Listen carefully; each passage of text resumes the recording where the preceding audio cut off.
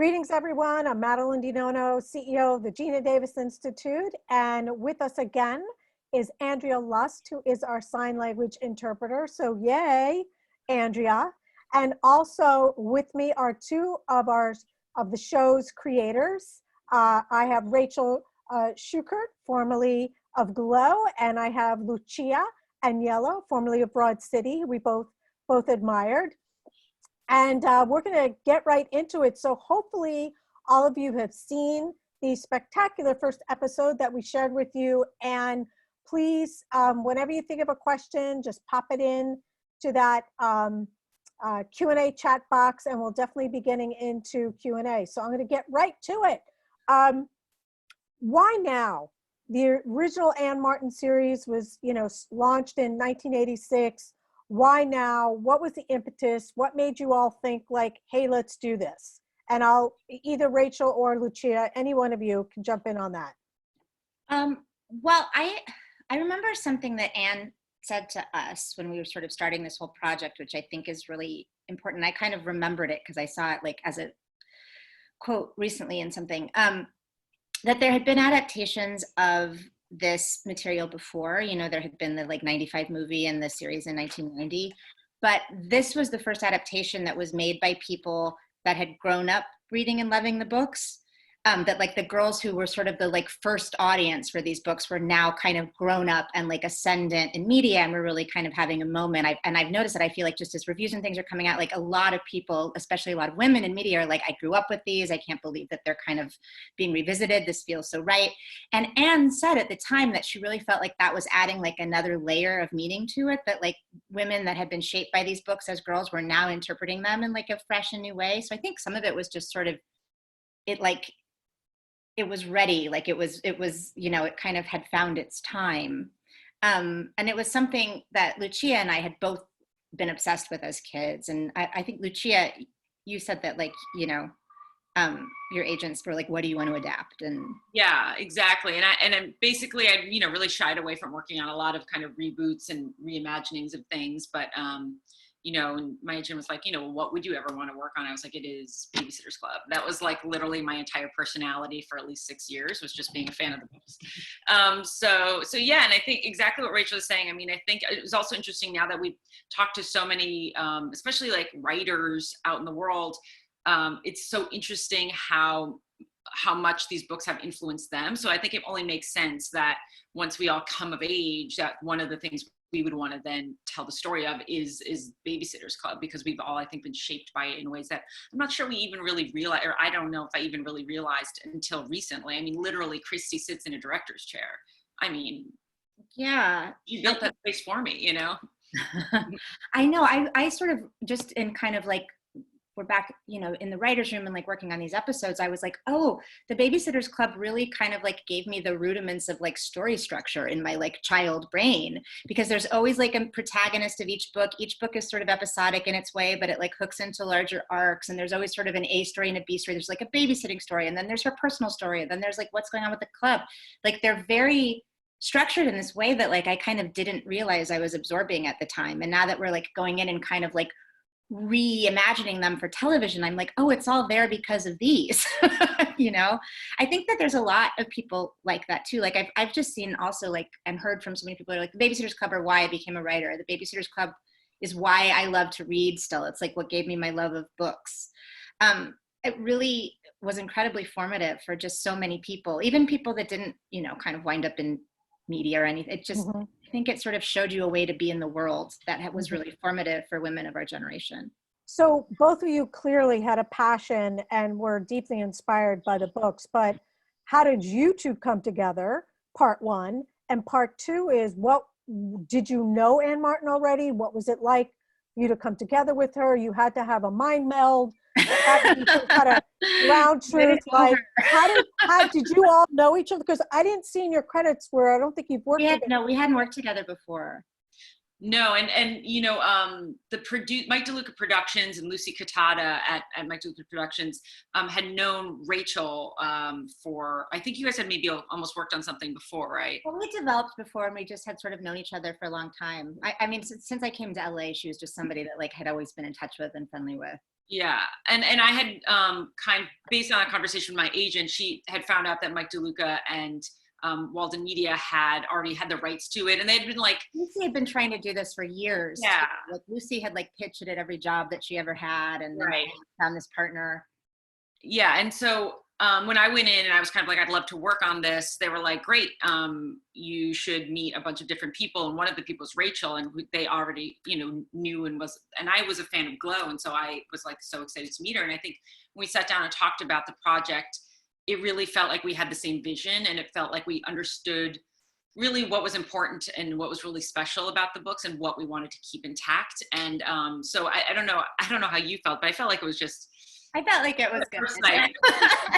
It was just really. I really liked your coat, and I thought you looked very put together, which was important to me at the time because I had like a 4-month-old, and I was like, everything is leaking. Stacy Rising in me, because I'm a Christie, but I've got a little that was that coat. But yeah, it just felt kind of right away in terms of how we had approached the material and kind of our relationship to it also. Like I feel like we both it meant the same thing to us in the same way. So it was like the heart of it was very much the same. Our love of the books, I think, and of the source material, I think is like maybe was the most important thing for us to be like, make sure that was nurtured in the right way. Yeah. And we're similarly sort of obsessive about it, just in terms of like knowing all the details, like all the characters. Cause Stony Brook, I feel like people talk about like Star Wars or Game of Thrones being this like complete world, but Stony Brook is this really complete world. I mean, you could really like list an entire town's worth of people based on the people that are in the books and like the stores they go to and like just everything that they do. It's so like I feel like to do this, you need someone who can just like reach into their brain and be like, oh yeah, Glory, the sales lady at the merry-go-round at the mall that has the like crazy red hair who helps Marianne pick out the cities of the world skirt. Like if you like know that, then you can work on the show. It's a weird thing, and I think too, because, we read these books at a time when your brain just like soaks that stuff up and retains it and like never loses it. But yeah, that's sort of how it came together. And so was it scary meeting Anne Martin? Like it's like now you, oh my God, we're meeting her. Like, did you have these preconceived notions and how did that all happen? Well, she was in New York and we were here. Yeah. I think what happened is that I met her for the first time when she came to set in Vancouver because Yes, Lucy and Naya had been in New York at the same time and went up to Woodstock where Anne lives and like spent like an afternoon with her. And we'd spoken on the phone and stuff like that. But meeting her for the first time was kind of amazing because I remember like just staring at her because she was such a private person even then. Like there wasn't a lot that you knew about her. Like everything that I knew about her was from that little bio in the back of the books. And there was like a little black and white picture of her like smiling. And it would be like, Anna Martin lives in New York City. She loves cats and sewing and she loves ice cream and she grew up in Princeton, New Jersey. Like that was all that I knew. But I had like written her letters growing up. I mean, everyone wrote her letters. She was like the most famous person at my elementary school. And meeting her was sort of crazy. Like I have found now that I'm in a part of my life where I come into contact with celebrities more often than I once did. The only people that I'm really starstruck by are people that were incredibly famous to me when I was really little. Like I met Paul Rubens, who plays Pee Wee Herman, once backstage at his show and was completely like dumbstruck and couldn't speak. And he got this sort of look of understanding on his face and was like, and what's your name? But I was like 33 years old. Like, and I kind of felt the same about Anne. Like I didn't know what to say, but she's so lovely and has been so supportive. And it was like meeting this sort of childhood like saint, To have her blessing on the show and it has been, I think, really special, I think, for both of us. That's great. So there's two other big buckets, but I think first, why don't we talk about kind of the characters, and then I want to go into the theme. So in terms of these rich characters, first of all, which character did each of you identify with the most as a girl growing up? I'm a Christie with a Stacy Rising because I love New York. I identified with Claudia mostly, and with some bits of Christie and Marianne. Yeah, I would say I'm like part Claudia, part Dawn, part Christy, I would say, you know, kind of mushed up in one. Nice mix. So I was bad at school, like Claudia. well, you had robust interests, fully developed interests. Yes. So, so talk a little bit about, like, okay, talk about Karen. Like, oh my God, Karen is my favorite, even though I was never like her. How did you approach taking these beloved characters and contemporizing them? And it wasn't contemporary in terms of gadgetry, like, oh, we'll just give them a cell phone and they're just texting and now they're brand new. No, a lot more went into it. So what did you kind of think about in terms of all their different, you know, character arcs and what you were going to affiliate with them and make it a little bit fresher? Lucia, you're going to say something? These conversations are so awkward. It's so hard to tell when somebody's about to speak. No, I mean, how about this? We usually have the same answer, so I'll do the first half and do the second half. How's that? Sounds good. Okay, so yeah, I mean, in terms of modernizing it, I mean, I think for us, we realized the new generation needed to feel that it was relevant to them and it felt real to them. So we didn't want to fully ignore the technology of it all, and we wanted to make sure that the kids sounded like and acted like kids really do now, which in some ways is exactly the way they acted when we were kids, but in some ways is different. So we wanted to make sure to make it feel relevant for the kids, wow.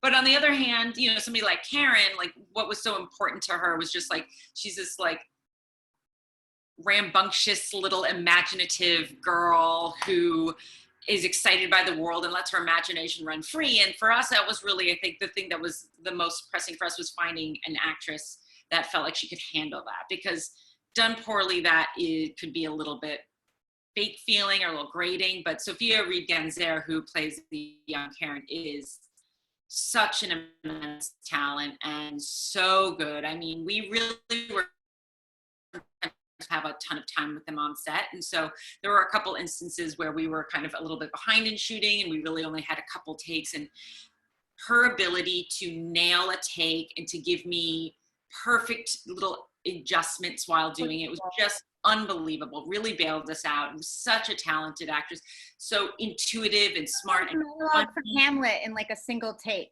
perfectly without an error. She's like, what? She's 7 years old or something. She's like a virtuoso. She's incredible. So one thing that I really liked is that the depiction of the characters looks like who they may be as a real actor. So clearly all of you have worked on shows where the actors are 30 and they're playing 12, you know. So what I found to be refreshing is that it felt very close.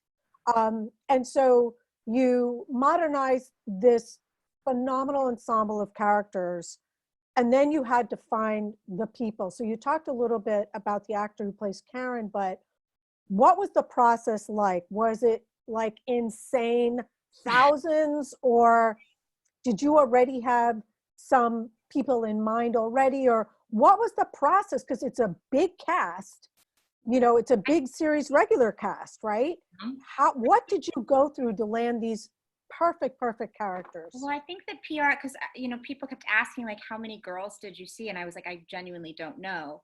And I guess Amber Horn and Danielle Fiero, who are amazing casting directors, amazing, like tireless, and also had been fans of the books growing up and like wanted to like find the perfect girls as much as we did. Like, I feel like we were all so equally committed to that. It was great. I guess they saw like 2,000 girls. I was going to say it was definitely over 1,000. Yeah. You know, I think they saw 2,000 and then we saw about 1,000, like, cause you know, we would get like their selects after they had sort of like made some like preliminary decisions. So it was like a very long process, I think. And you know, it's funny that you mentioned their ages, because that was sort of something we were trying to figure out too, because we really sort of had to find this like sweet spot in terms of their age. Because at first we thought like, well, maybe we'll cast them a little bit younger and then they can kind of grow into the roles and they won't look old. And then we would see like, you know, 10 and 11-year-olds and they just seem like babies compared to the 13-year-olds. But then the 13-year-old like seemed like babies compared to like the 16-year-olds. Like you really see the difference in those ages. So we kind of figured out that they all sort of needed to be the same age, and that that was kind of the sweet spot, like that sort of 13-year-old. And, you know, but we really wanted to find girls that felt very close to their characters just in who they are, you know, that they were kind of already that, and they could bring parts of themselves to the characters, and the characters would inform them a little bit, but like that they were just kind of really like at their core essence a lot like the characters they were playing. And I think that, and we wanted to find people, a lot of them had very little acting experience, you know, but they're all just so alive and delicious on camera, and so open and natural, and so good. You know, I think one of the nice things about working with kids is like they don't have like habits yet the way adult actors sometimes do. They don't have like, well, I do that, but I don't do that. You know, they'll just kind of try things, and they're very open and fresh and eager to learn, which was like a lovely thing about working with all of these girls. And they're all so great, you know, and by the end, I feel like they really knew their characters in such a deep, profound way. They'd be like, can I try this? Or I have an idea for this line or something like that. Can I try it? And I'm like, of course you can try it. Go ahead. Sometimes it was much better, you know? But there's like a real authenticity to all of the girls that we cast that I think is really special.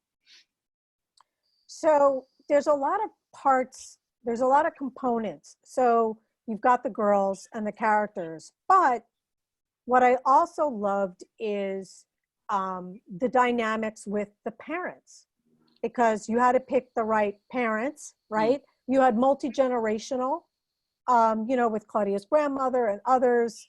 You did a wonderful job at intersectionality in terms of same-sex parents and et cetera. So how did those pieces come together in terms of who's going to be the parent of whom?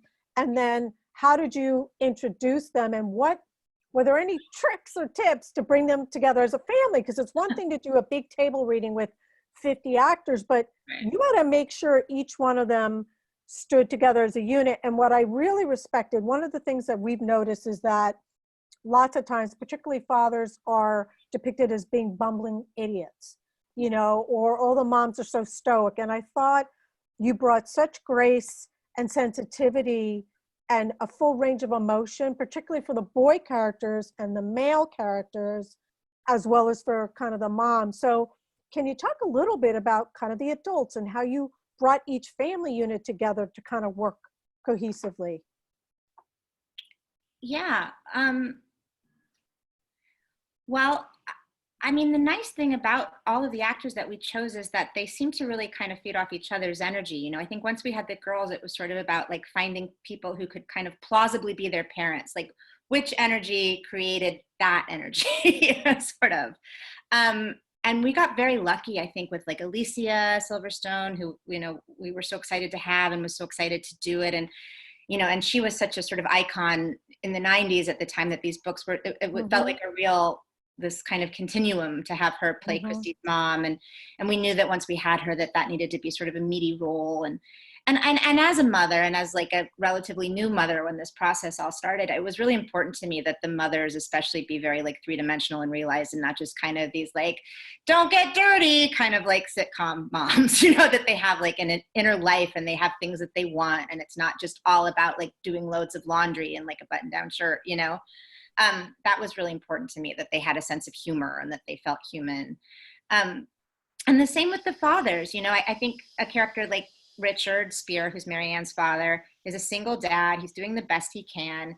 There's something really kind and vulnerable about him, even when he's strict. And, you know, it was important to find an actor that could sort of embody that and still be like funny. Because I feel like a character like that, it's so easy for him to just sort of seem unappealing, you know, since he's kind of uptight. And so somebody like Mark Evan Jackson, who's so funny and charming and delightful, and you can just tell that this sort of like uptightness is like hiding something like that. Just having that same sort of authenticity and transparency that we have the girls, I think was important for the parents. And I will say, I think it really is a testament to how Rachel approaches character, and that she really doesn't ever want a character to just be one thing. She really wants to make sure that you can understand motivation of why they're that way. And she wants, you know, it's very important to see people grow and to see them change and want to be better within their families or within just themselves. And I really feel like that, to me, is something that I've always noticed in every script that came out of the room, was that it always felt like the respect was given to anybody, male or female, old or young. And that was something that I think is really special in a show, because it shows a true sense of empathy for every character. So Go ahead, Rachel. Did you want to say anything else? Such a nice compliment. So there's some, what I love also is there's a lot of really big themes that you address. And so, you know, there's this idea of parents as flawed humans, and you have abandonment, you have divorce, you know, you have kind of, you know, new love, the vulnerability. And so I'd love for you to talk a little bit about that because it's part of the character, but also, Lucia, you know, as a director, you have to get it out, right? And you have to be able to convey that in a way that's not trite. So I'd love to just hear from both of you a little bit about addressing it. And I thought you addressed it in a fresh way, not the just stereotypical divorce or, you know, abandonment or, you know, even the, you know, new marriage kind of thing. I don't know kind of what your process was, but it came across as being fresh. The actors came across as being vulnerable. And of course, maybe cry, like I did with every episode. Well, yeah, I think in terms of the way that we, you know, shot it and the performances in particular, like, you know, it's Stony Brook is a place where I think it's a slightly idealized place, but we didn't want it to feel like a fantasy land. So, you know, I think that's something that really Anne's books always, each one of the main characters, none of their lives were perfect. I mean, whether Claudia was feeling insecure in her family system or whether it was Stacy dealing with her diabetes, nobody's life was perfect. And so for our world that I think we wanted to create, we wanted it to feel that way on screen too. Like, this is maybe the world we could all live in. Maybe it is, maybe it's not for everybody, but it's also not perfect. And so I think that to me is part of what is so brilliant about the books. And so that was something that was very important to us, that, like, you know, is it a little cleaner and brighter than our everyday world? Yeah, maybe. And maybe it is a world where somehow it could have a small school, yet also a ballet house or whatever. Like This is like that perfect small town. Yeah.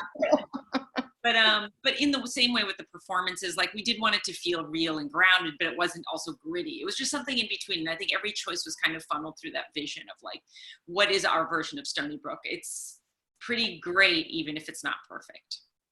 Yeah, and I think too, just kind of treating each of those situations, whether it's divorce or chronic illness or whatever, like through these very particular lens, because, like, no two divorces are the same, no two marriages are the same, no two people's relationships with their mother are the same.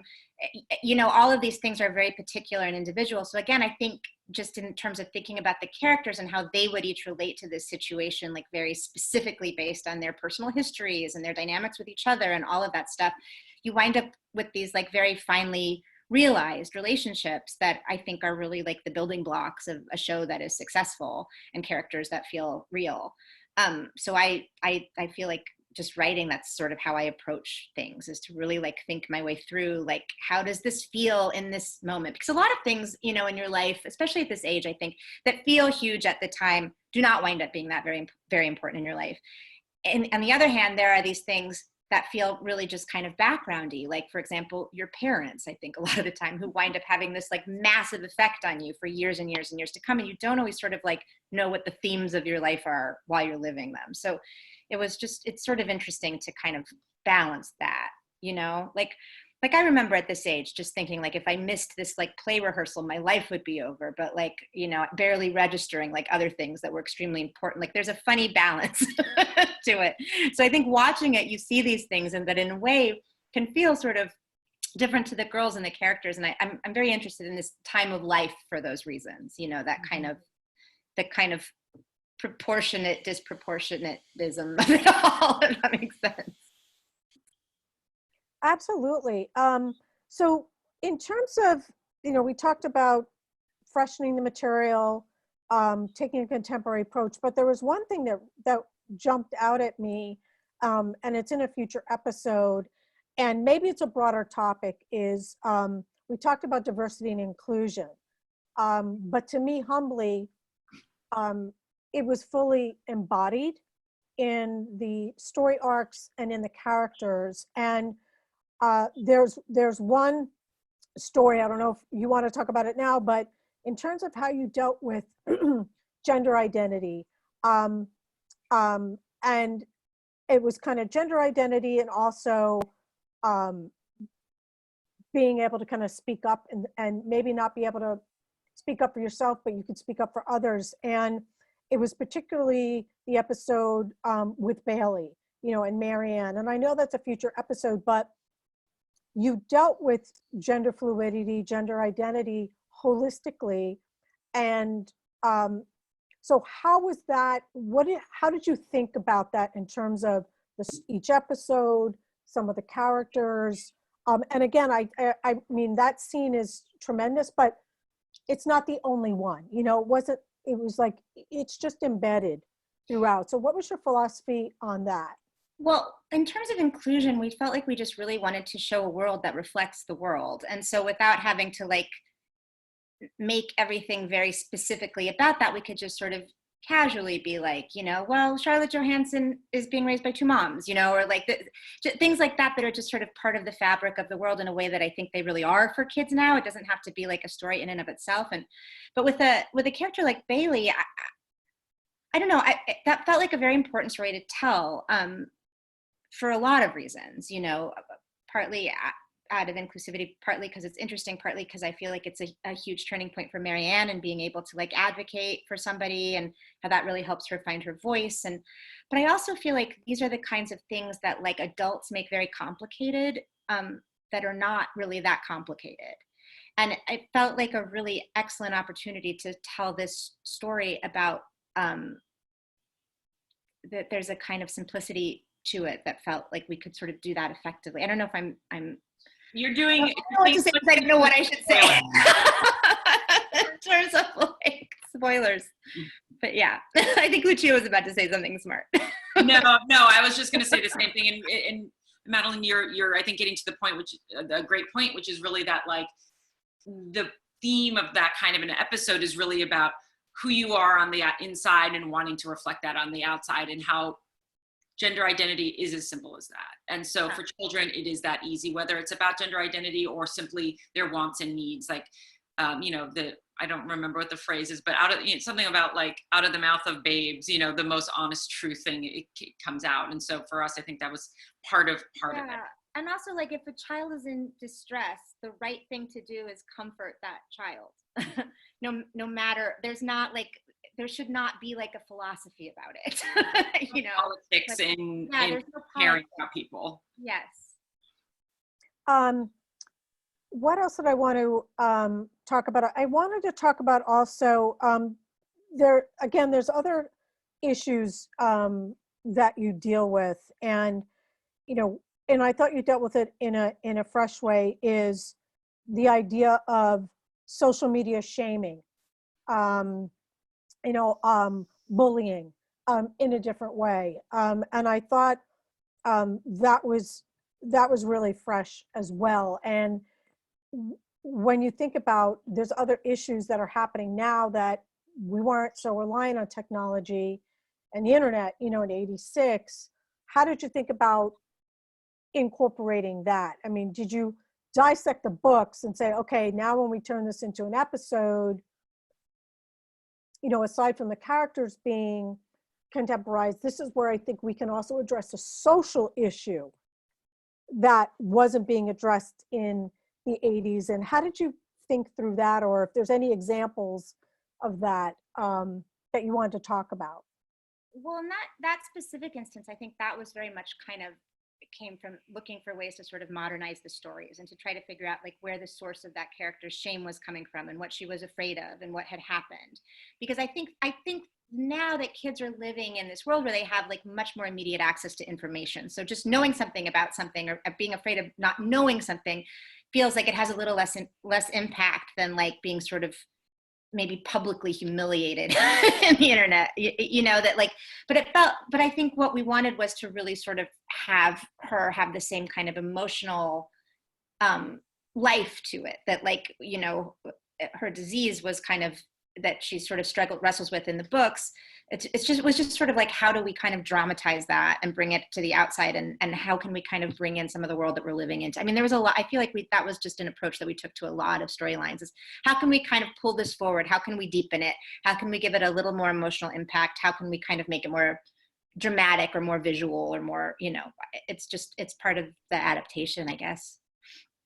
Well, it really, really shows. So I think I got the flag that we're going to look at some Q&A. So Great. excuse my awkwardness as now I squint. So one of these, which we may have talked about a little bit, but maybe you can go deeper, is I noticed that this episode did a great balance between, the nostalgia and where we are today. How did you decide how to approach the fusion between the original book series style and today's climate of social media? So I think we touched upon that a little bit. But since this person's talking about kind of the first episode, because it's a lot to load into an opening episode, so maybe you can just walk through that a little bit. Well, one thing I will say in terms of the balance between the 90s nostalgia and where we are today is I think right now we are having such a kind of throwback to so many things that are 90s being popular right now, not just in fashion. Well, I'm really, I guess, mostly talking about fashion, but also I feel like music and culture. Because like a lot of things that feel very current, like feel like they have a root in 90s culture. So for example, in our costume department, like I think they were able to find stuff that kind of bridged the gap in a really interesting way where it felt fresh, but a lot of like Doc Martens and things like that. Yeah, exactly. Or like oversized, simple hoodies and like some leggings. So there were quite a few things that felt like it could work both ways. We didn't really get a lot of 90s music in there, which was something that I think we had tried to do, but then it kind of was a little hard because there was really a push to make the music feel very contemporary. But maybe on season 2, we can push back on that a little bit. We'll see. But I don't think it was like it wasn't a super conscious, like, well, this is like, it's going to be 50-50 or anything like that. It was just sort of like what felt right for the characters in the moment, Yeah. So very this process. So this one is from Megan Connor. Can you speak to if and how you see BSC as part of queer culture? So many of my friends that remember the books fondly are queer women, love to talk about which members we had a crush on and were potentially queer, and were particularly excited when Aunt Martin came out in 2016. Well, I suppose that part of why fans might see it fondly is maybe even unbeknownst to them, they were maybe seeing it through a queer point of view, because as they mentioned, Anne came out in 2016.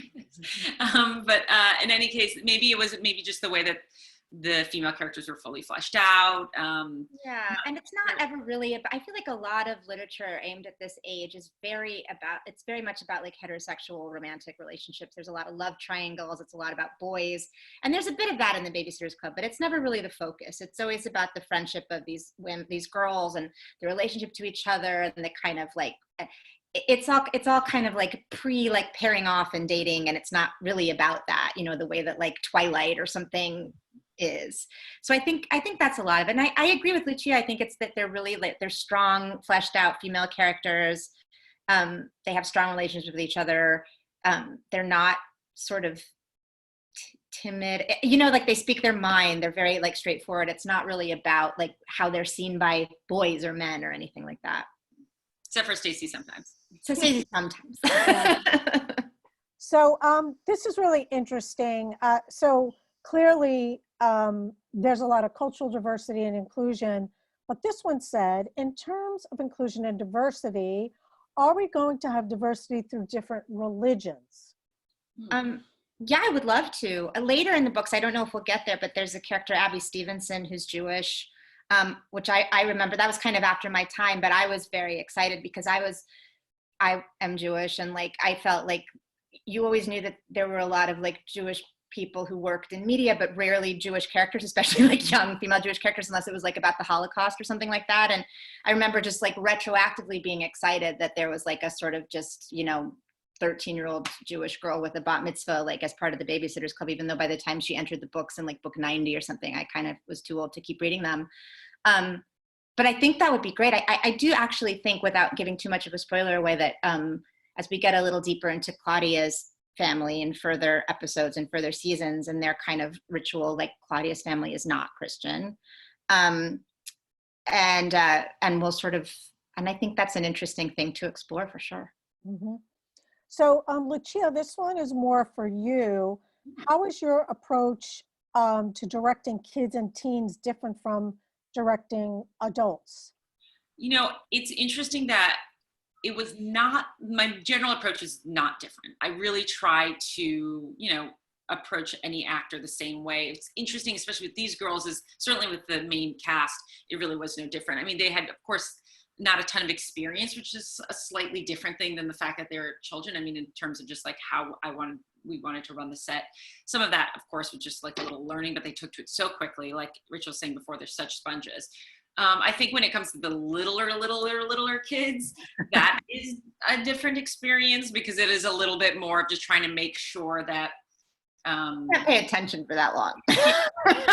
also that, sometimes it feels like a bit more rehearsed. They're just repeating things back that they're told that they have to say. So getting those performances to feel real and natural sometimes is a little bit trickier. But again, some of the kids are just absolute natural. So that wasn't really a big change. I think the other thing that was interesting was having the main girls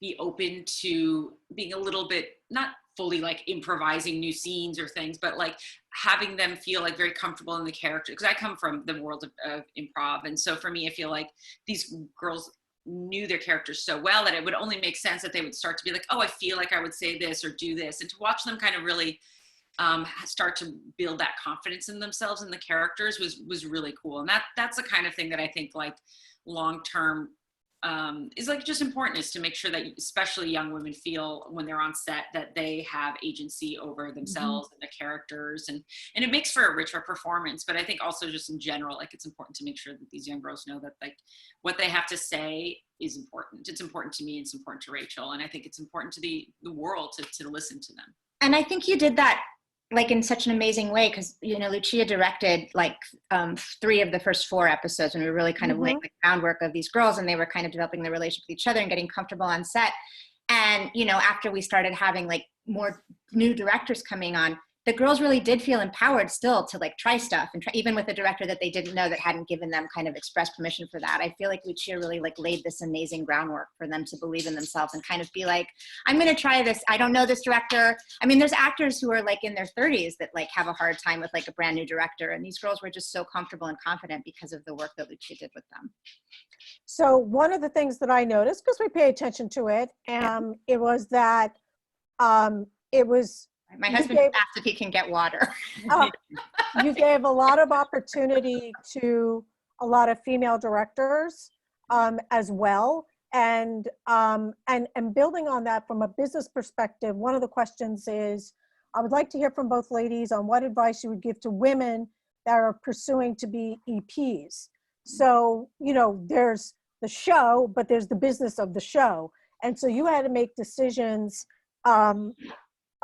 from a producing standpoint and from who you're hiring standpoint, and then of course the quality of the output. So if you could just talk maybe a little bit about that, and also some advice, because this person clearly wants to work their way into being an EP. Well, there's so many different kinds of EPs. There's really people who come from more like the EP is part of the studio, or there's EPs on our show who are creatives, and then there's execs. There's so many different, what executive producer means, what is that definition? Somebody define it for me.